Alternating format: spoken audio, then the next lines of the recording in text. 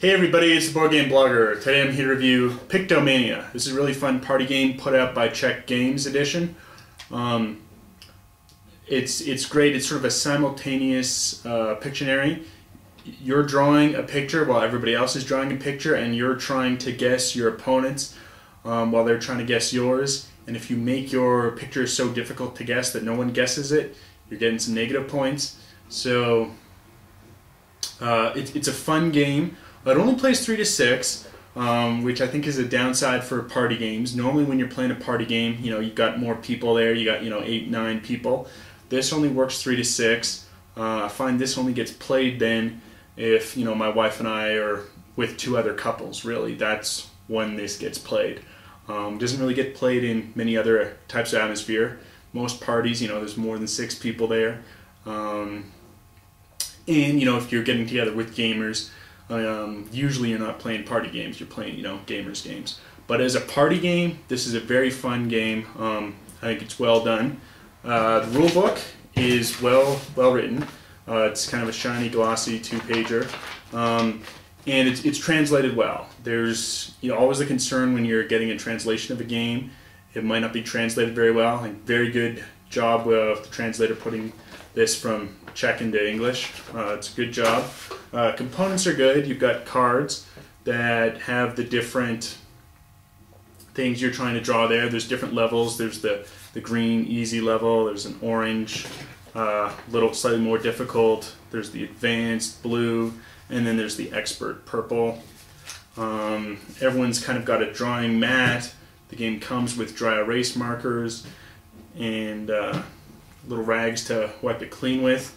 So it's pretty fun, but I'm sure you want to see how it plays. Again, I think it's a great game, but it does stop at the 6-player mark, which makes it difficult to get the plays in as a party game. Whereas some of these Dixits, they can go up to 12 people. This one, not so much. But let's see how it plays. So here's sort of the setup. I've got my sort of drawing aid, and I check here my cards. So I've got 1 and the squiggly line. So that's what I've got to draw.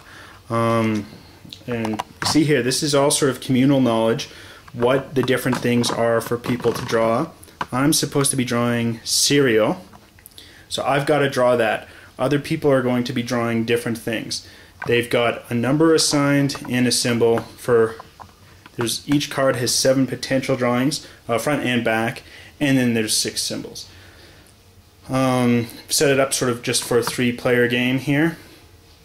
And why don't we see what the other people are drawing, just so we can sort of understand here. So they're going to be drawing the 2 there, so that's going to be a mushroom. Again, I wouldn't be knowing this if I was actually playing the game. And so we're going to start to draw. So I'm drawing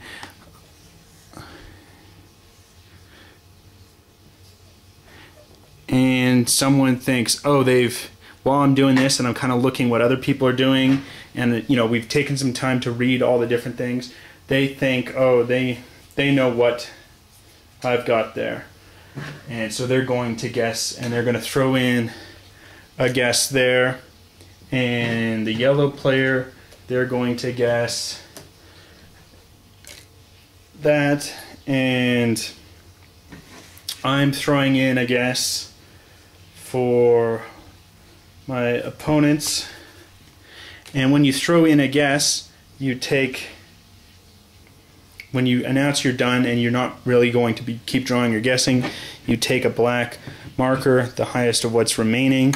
So I'm not going to guess what orange is doing, and we've got that there. And now we'll go through the scoring. So again, when the last person takes one of the black markers, that's, there's only going to be 2 in a 3-player game, 3 in a 4-player game, etc. You then do the scoring. So first what we do is, we announce what we were playing, and it was the cereal, and we see what people have guessed. And so yellow player guessed incorrectly. They guessed that it was meat or a merry-go-round, or who knows what they guessed. It was a level 2 from somewhere, but they did correctly guess, the orange player, a 1 for cereal, so I'm going to hand out points to them.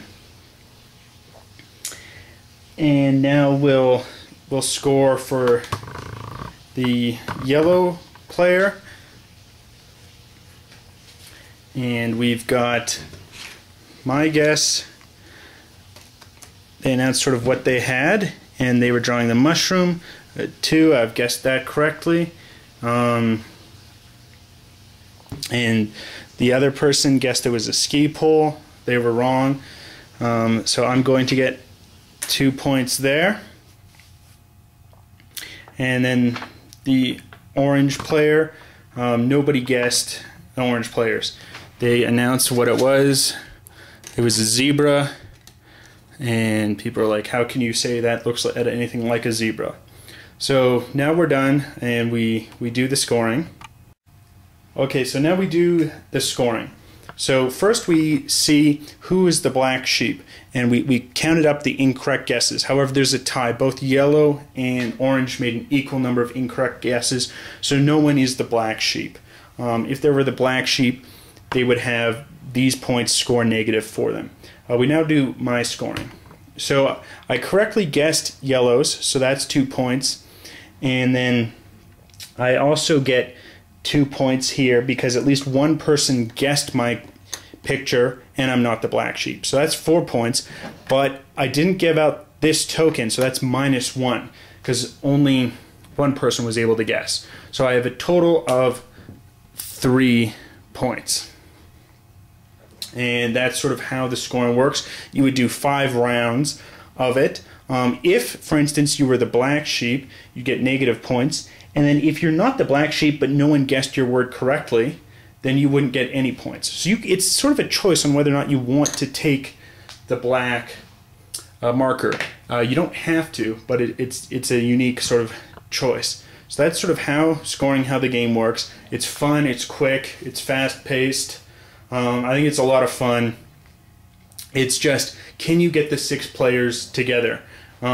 If you think you're in a gaming group where they like party games and you do 6 to 3 players, this is excellent. If you're always going to be in a party game atmosphere with more than 6, then you should pass on it because you can only do the 6. But I think for 6 and under, the 3 to 6, it's wonderful. The cards go up in difficulty. There's a lot of laughter on how people draw cards. They're double-sided, so you've got a lot of replayability. What you're being assigned to draw is going to be different each time.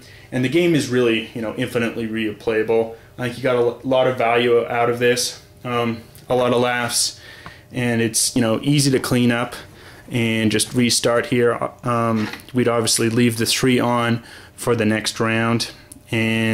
But when you're done and you've got it all totaled up, whoever has the most points wins. It's a great game that I would recommend if you can seat the appropriate number of players. Anyway, till next time on the board.